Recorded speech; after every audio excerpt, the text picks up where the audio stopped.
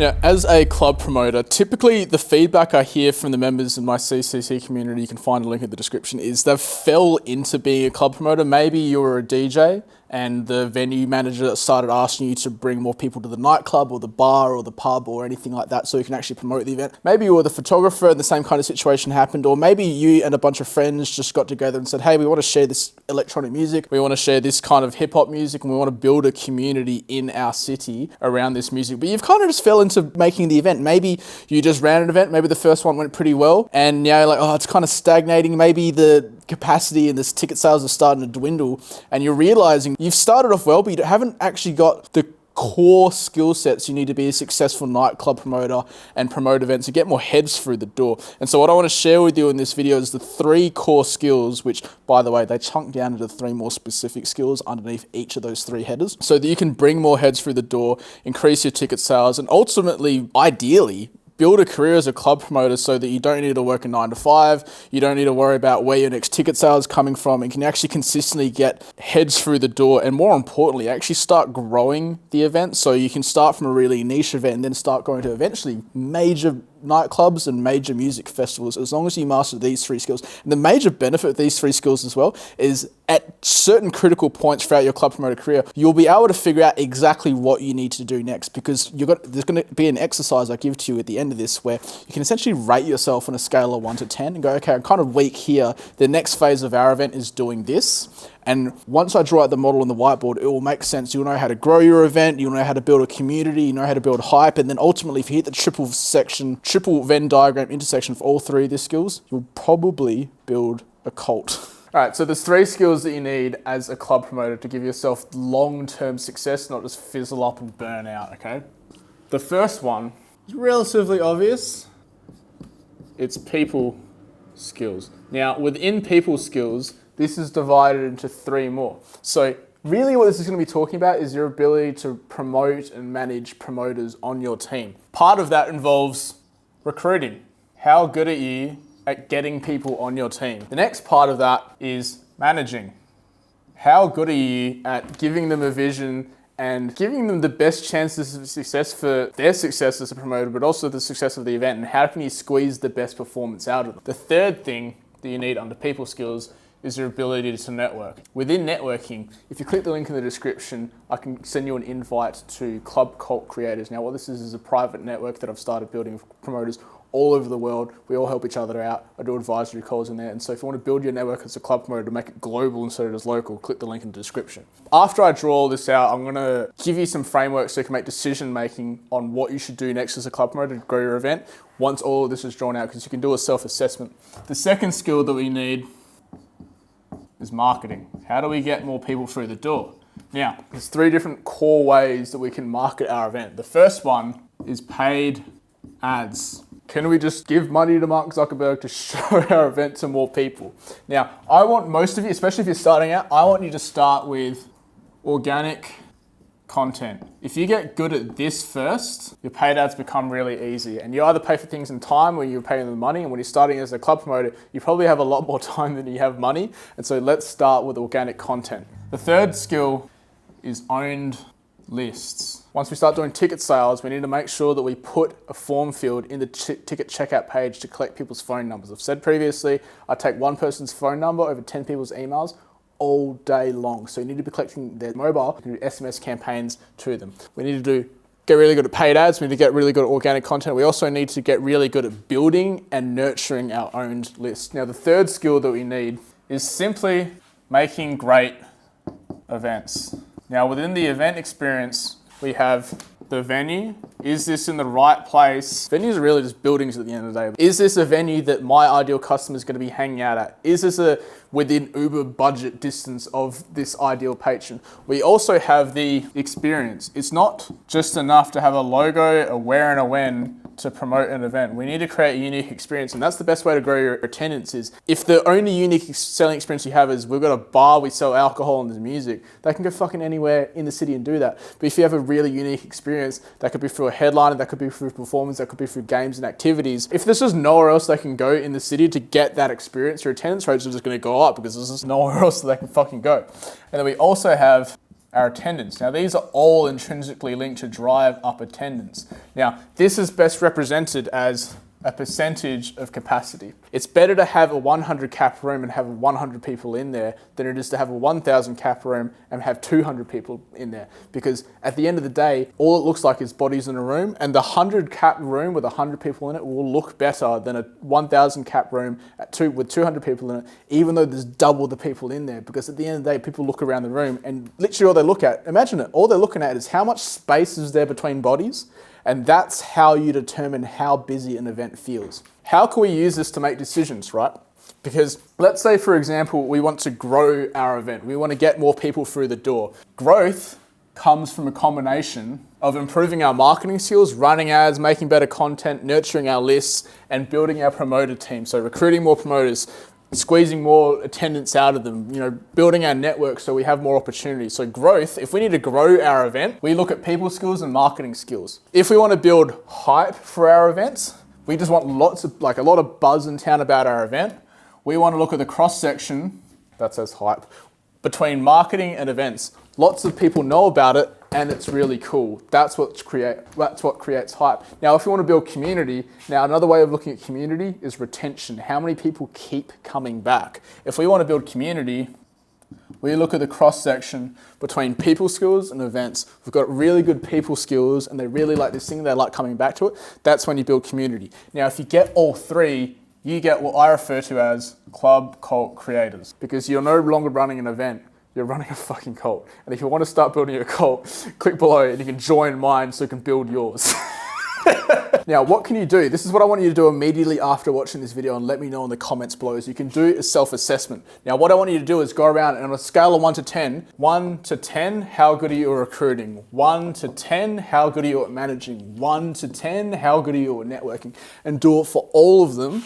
And then each section, you're going to give yourself a scale from 1 to 30. So let's say, for example, you're a 20 out of 30 in people skills. You're a 20 out of 30 in events, once you sum all those up. But you're a 10 out of 30 here. Your highest leverage activity is going to be in marketing. Because let's say, for example, you're a fucking 1 out of 10 in paid ads because you've never run an ad before. If you run an ad at all, you will get results. And so that's going to be your highest leverage thing. Whereas if you're like already a fucking 9 out of 10 in experience, what's that extra point going to do for you?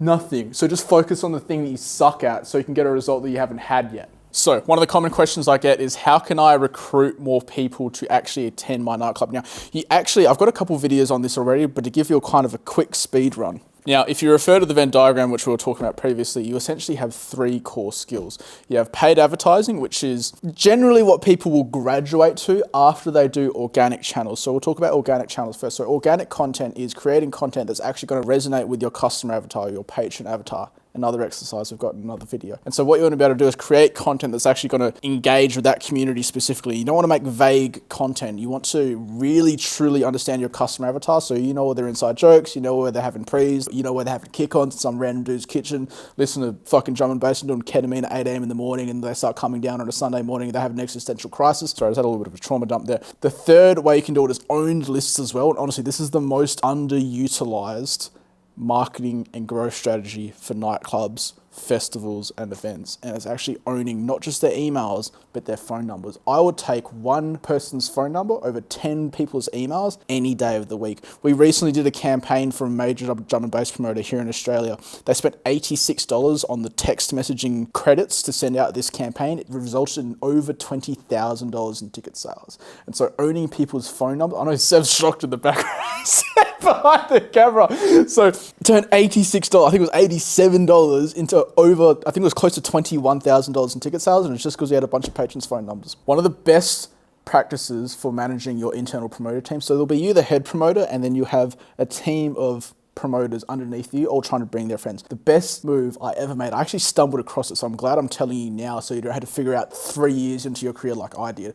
It's actually just transparency into the entire team's results. For 2 or 3 years, I had a Google sheet of every single promoter's performance every single week for the entire time of the promoter for this club. I had how many names they submitted, how many rocked up. I don't know why, but just one day I just exported all the results for that month into a PNG file, dropped it in the group chat, didn't say anything, and then everyone got ultra competitive because they could see how they stacked up against everyone else. They could see if they were the best promoter, they could see if they were the bottom, they could see if they were in the middle, and more importantly, they could see exactly where they stacked up against everyone else visually on a bar graph. One of the other benefits of that as well is when you have to have difficult conversations with promoters and remove them, it's not I was trying my best. The writing's literally on the wall. They can see consistently that they've been bringing the least people. The nightlife industry in your city, regardless how big the city is, the nightlife industry will be very small. And so building your network and having a good reputation is absolutely critical if you want to have long-term success. I'll give you a perfect example of someone that did this horribly to make my point. So I used to run a DJ school where you'd learn to DJ clubs, international club, during the day when it wasn't being used, which, by the way, fantastic business model if you want to steal my idea, because so far I haven't seen anyone try and do it yet. I closed it. We had 5 different locations in 3 cities. It got annoying, so I just closed it, even though it made lots of money. But we had this one student who would just keep going to clubs that instructors were playing at and then just nagging them to play. He'd bring a USB, which was really disrespectful because 1, that resident DJ worked really hard to get their gig. 2, it's disrespectful to the venue as well because you might not know the music policy. If you were to go on, you might burn the club, might result in less heads through the door, might result in, fewer bar sales. And so it's really disrespectful. We actually pulled him aside and had a conversation with him. Man, you can't keep doing this. You're going to have a really bad reputation. What he actually did was he drove 2 hours south of Perth to a club in, I think it was Bustleton. And he tried to do it there thinking we wouldn't find out. I know you can't get shit by me. I'd sniff it. I was at Arcade Nightclub. I got a message from a mate 2 hours away from me. He goes, bro, do you know this kid called, won't say his name. And I was like, oh, fucking hell, what's he doing now? And he goes, he brought a USB and he's nagging me to play. I was like, bro, kick him out. This kid, I've got another story about this kid as well. My boxing PT, who was a security guard at a club he had, kicked him out for sneaking in some underage girl. People talk. People will find out. More importantly, people like me that are decision makers or really well connected to the decision makers will find out. I got more stories about this kid. I got a third story about this kid. I got a phone call from one of my mates that runs a major DJ booking agency here in Perth, one of the biggest ones. He calls me. He goes, hey bro, so-and-so told me to talk to you about this person. What do you know? I go, yeah, don't book him. He didn't even ask for an explanation. I explained why anyway. This kid never got a gig again. This kid doesn't get booked anymore. All the good DJs I have, I always refer them, but if you have a bad reputation, it will spread. So just make sure you always treat people with respect because that will go a really long way. And that's why I've had a lot of longevity in my career as well. So one of the really common questions I get is what are the best advertising platforms to promote the events? Now, generally you're going to start with interruptive platforms. What that means is social media platforms like Facebook and Instagram and TikTok where you're interrupting their newsfeed with the offer for your event. Typically, obviously you guys probably know there's also Google search ads, but those are only really good for touristy style events. So for example, one of the only nightclubs here in Perth that I've noticed does Google search ads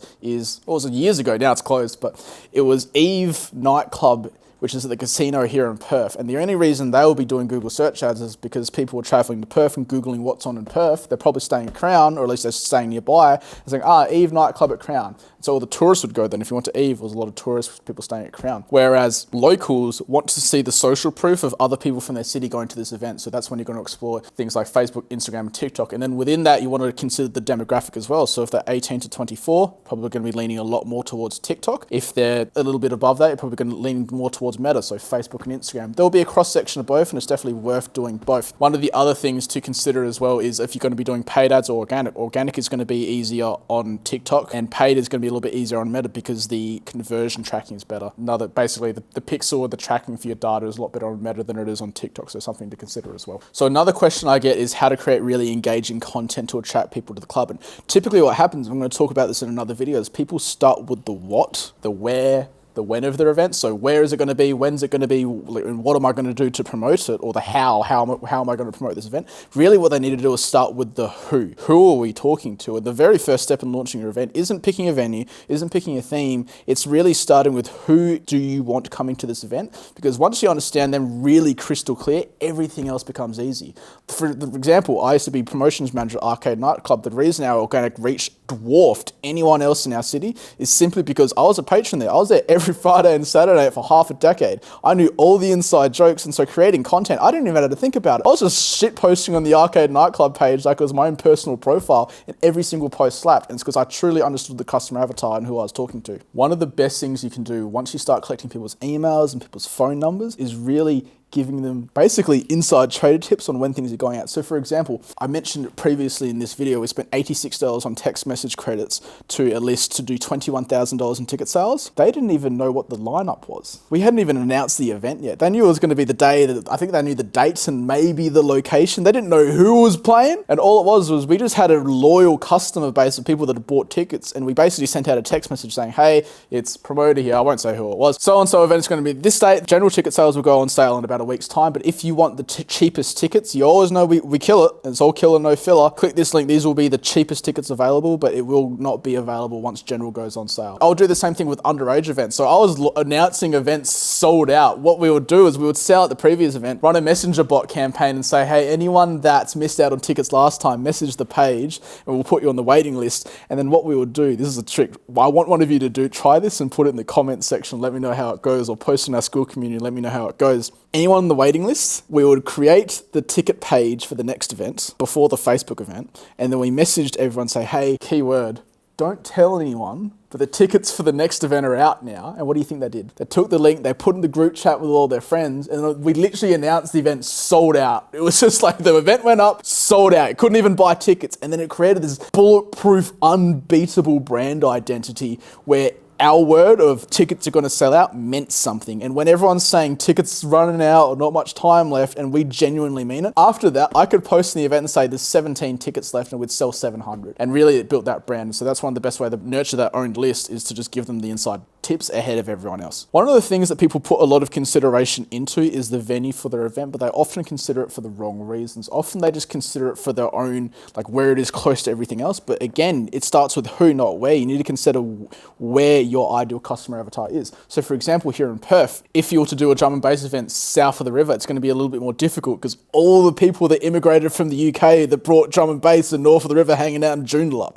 right? And so you need to consider where they are as well. I had the same thing where I was running an emo night and it was easier to run south of the river than it was north of the river. For some reason, all the emos were just going south of the river. It's just, I don't know, everyone just finds their own tribe, right? So emos are hanging out over there. The drum and bass people are hanging out at Lakeside, Joondalup. Everyone's got their own little clique. And so you need to consider, if it's like the high school canteen out of a mid-2000s American teen high school movie, what table are they sitting at? Just put the club next to that table. So one of the key things you can do to make sure that you have an unforgettable experience for your attendees is just run the thought experiment in your head of, if someone was to take a still image, not a video, a still image at any point in time in your nightclub, would that stop someone scrolling on their feed? So for example, a dance floor, not really going to get someone to stop. It's just a bunch of, when you look at a still image, it's just a bunch of bodies standing in a room. I'll give you a trick. I actually did this. What you can do instead is, in the beer garden arcade, Joseph would take photos. I'd stand behind Joseph with a bunch of boxes of pizza and just hold up the pizza box, and then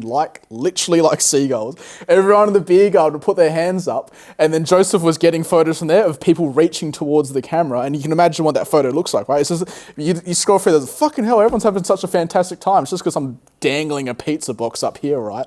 Consider the performers as well. Like if you, again, using the dance floor example, a bunch of bodies just standing in a room, that looks really, really boring. But if there's performers twirling fire, at least when you're scrolling through your newsfeed, you go, what the fuck? And if it looks interesting on still image, just imagine what it looks like in person. One of the things that club promoters really struggle with is high attendance, especially during off-peak seasons when winter and things like that. And this is where building your own list really comes into clutch, because when it becomes harder to get people to rock up, the easiest people to sell to are the people that have already come before. Acquiring new customers is going to be expensive both in time and money. And so this is where you really need to double down on your existing audience. And rather than trying to grapple and claw at acquiring new customers, you just need to really batten down the hatches on your existing community and just clutch onto them really well with your SMS message sequences, your messenger bots, your email campaigns, because reselling to them is really, really easy. Trying to acquire new customers is going to be difficult. And so that's why a lot of the heavy lifting is done in building your own lists.